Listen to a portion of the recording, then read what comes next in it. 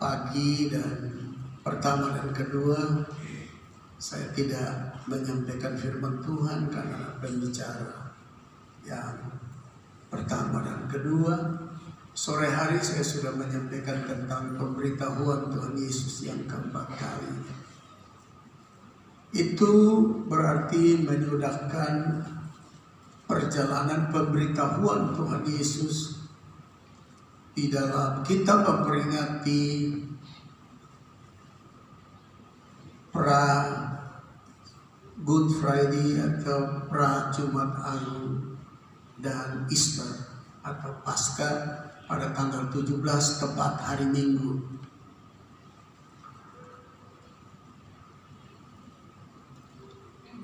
Dan penyampaian itu adalah ketika Tuhan Yesus berjalan dari Yeriko menuju ke Yerusalem. Ia singgah di Betania. Jarak Betania dengan Yerusalem itu sekitar 3 km.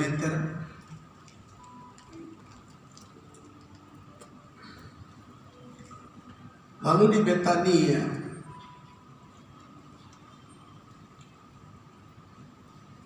menurut catatan dalam Matius pasal 26,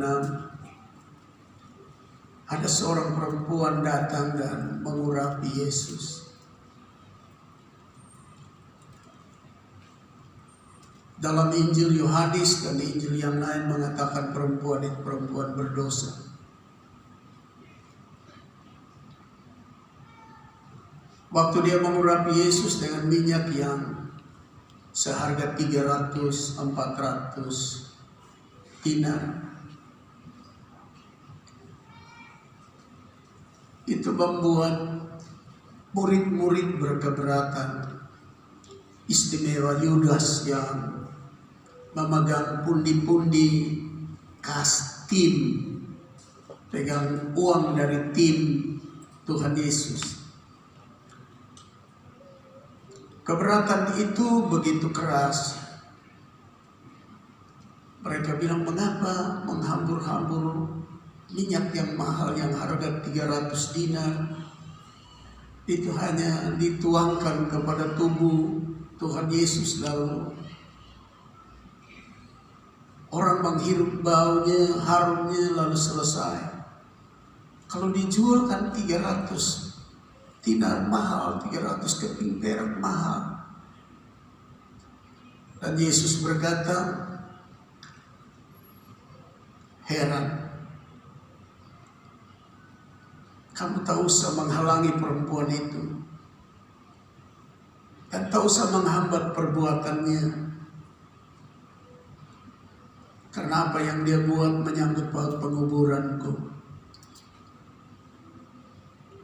Sudah 4 kali Tuhan Yesus ngomong mengenai ia akan diserahkan ke tangan orang berdosa, ahli Taurat, Farisi, Saduki,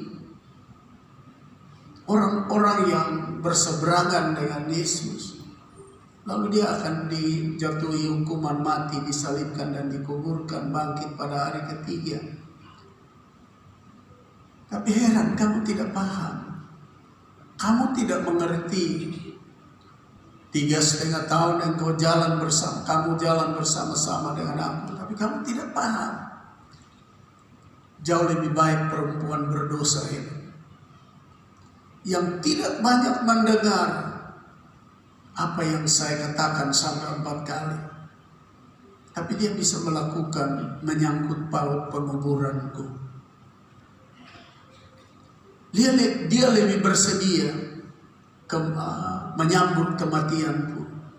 Dia lebih bersedia menyambut karya besar dari surga untuk manusia dunia. Sebab kalau anak manusia tidak mati, disalibkan dan dikuburkan, dan tidak dibangkitkan atau tidak bangkit dari antara orang mati, maka sebenarnya kita tetap hidup di dalam dosa. Sebab kita terus berjalan di dalam warisan kutuk peninggalan Adam dan Hawa kepada kita. Lalu Seorang murid yang pikirannya sadis dan sangat sekuler dan sangat moneyisme, yang sangat berpikir hanya tentang uang saja, langsung dia meninggalkan Yesus. Kemana dia pergi? Karena dia tidak dapat lagi 300 dinar dari minyak yang mahal itu, dia pergi untuk menjual Yesus dengan harga 30 keping perak, asal dapat duit.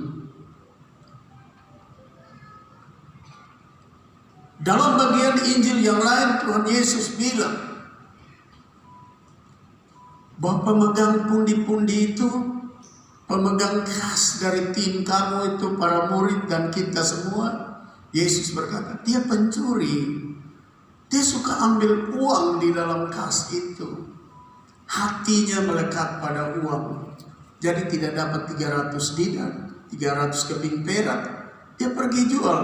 Turun sampai begitu rendah, asal dapat 30 keping perak. Nah, waktu dia sudah pergi, saya baca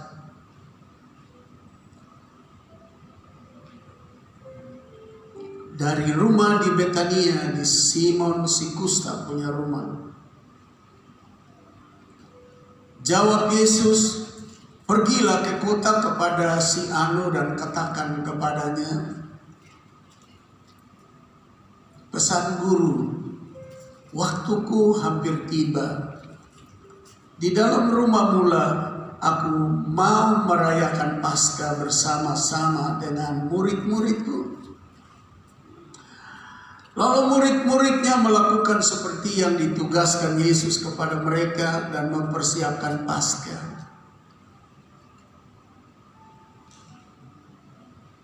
Setelah hari malam, Yesus duduk makan bersama-sama dengan ke-12 muridnya itu. Anda garis bawahi kalimat ayat itu, ayat yang 20. Berarti Yudas yang pergi jual Tuhan Yesus itu pulang ikut perjamuan. Sebab dibilang 12.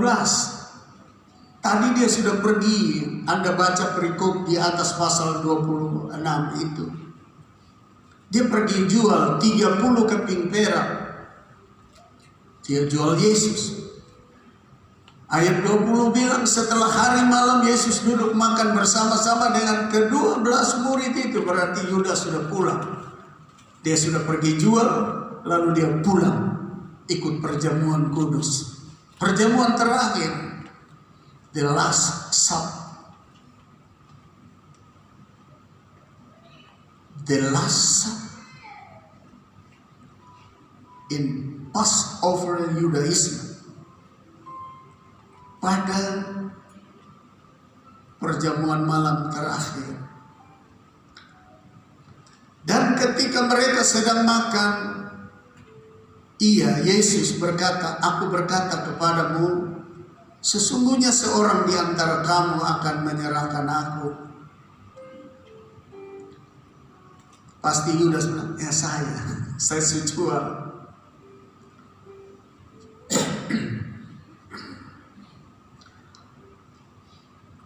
Dan dengan hati yang sangat sedih berkatalah mereka seorang demi seorang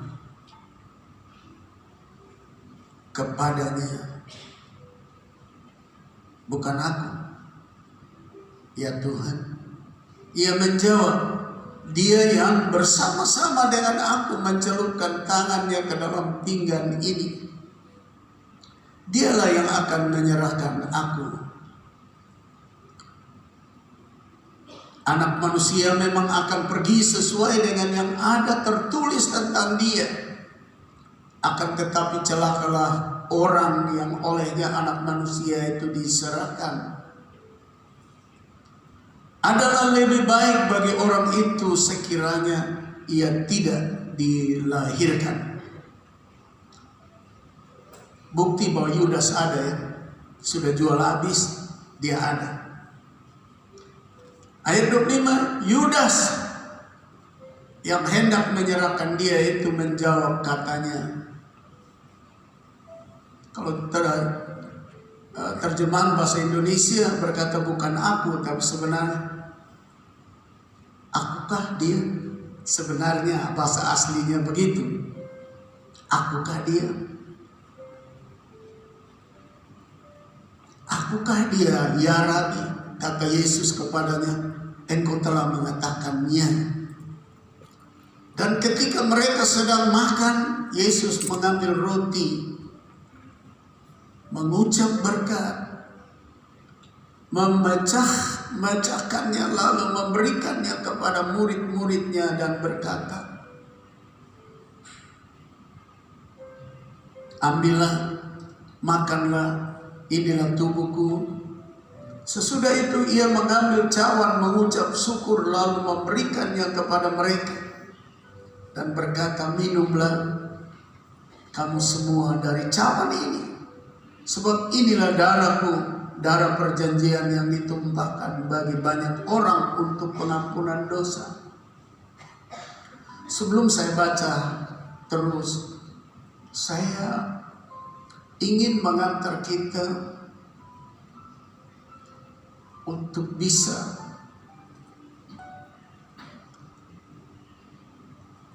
memahami keadaan kehidupan keseharian kita dan masyarakat gereja pada umumnya.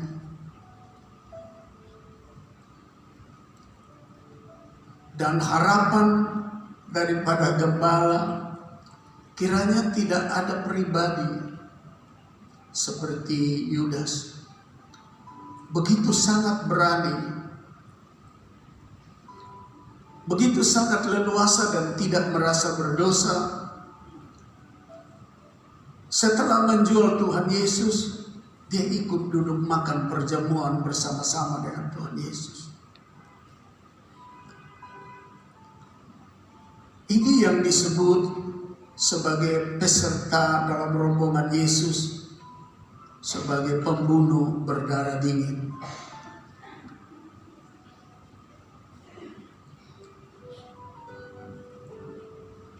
Yang tidak merasa bahwa dia berbuat salah.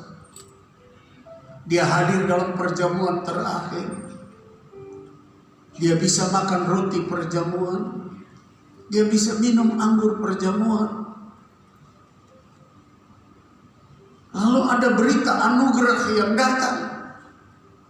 Berita anugerah itu berkata, ayat 28, sebab inilah darahku, darah perjanjian yang ditumpahkan bagi banyak orang untuk pengampunan dosa.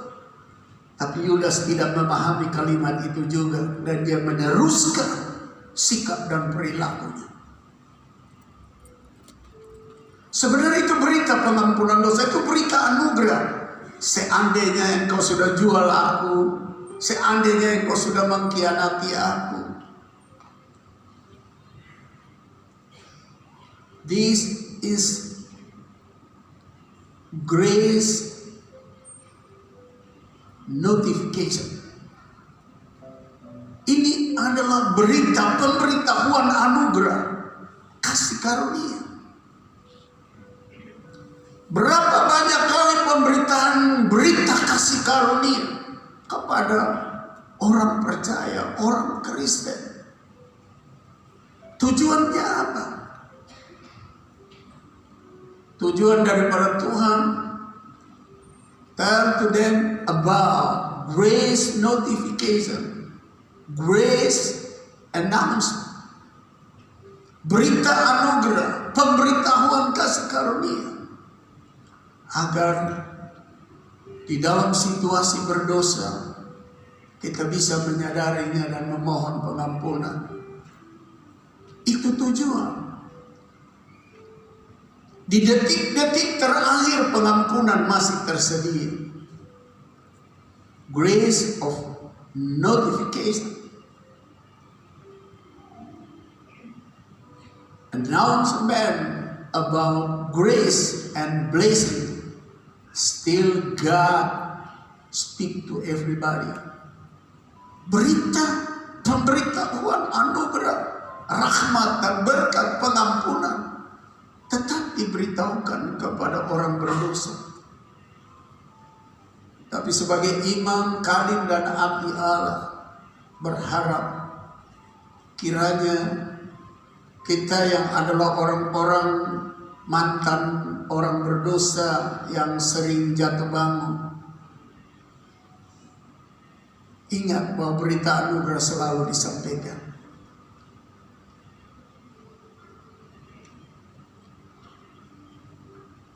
Don't you push the news of grace where God sent to you every Sunday morning and every meeting. Jangan sekali-kali kita menolak kasih karunia dan berita anugerah yang disampaikan setiap minggu dan setiap pertemuan ibadah. Sebab itu adalah kesempatan. Itu adalah waktu terbaik. Mari kita ada pada posisi sebagai orang yang merasa dan menyadari ketika kita adalah salah. Yudas sudah berbuat sesuatu yang sangat naif. Begitu berani hadir terima roti perjamuan dari tangan Yesus. Hadir menerima cawan perjamuan dari Yesus dengan tidak merasa berdosa. Sampai di ujung daripada itu, niat jahatnya itu masih Tuhan Yesus berkata, "Then he took the cup and give thanks and give it to them, saying, drink from it, which is set from my body for many people for remission of sins." Jadi ini anggur yang bicara tentang darah yang tercurah dari tubuh untuk pengampunan dosa banyak orang. Tapi Yudas tidak buka hati.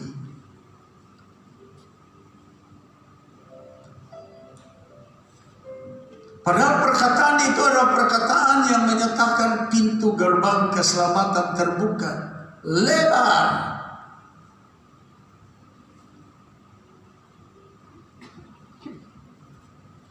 Mari kita lanjut baca. Akan tetapi aku berkata kepadamu, mulai dari sekarang aku tidak akan minum lagi hasil pokok anggur ini sampai pada hari aku meminumnya, yaitu yang baru bersama-sama dengan kamu dalam kerajaan Bapakku. Sesudah menyanyikan nyanyian pujian, pergilah Yesus dan murid-muridnya ke Bukit Zaitun. Jadi Betania mau pergi ke Getsemani mesti lewat lereng Bukit Zaitun. Maka berkatalah Yesus kepada mereka malam ini, kamu semua akan tergoncang imanmu karena aku. Sebab ada tertulis, aku akan membunuh gembala dan kawanan domba itu akan tercerai-berai. Jadi waktu menuju ke Getsemani, Yudas sudah separate himself to the high priest to lead the people and army come to catch Jesus. Jadi waktu habis perjamuan, bukan Yudas bertobat, tapi Yudas pergi kepada imam besar dan dia bilang, siapkan pasukan. Dan Yesus dan murid-murid menuju ke Getsemani. Saya baca sekali lagi.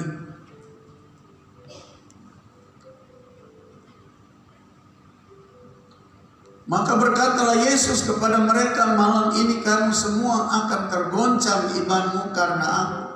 Sebab ada tertulis, aku akan membunuh gembala dan kawanan domba itu akan tercerai-berai.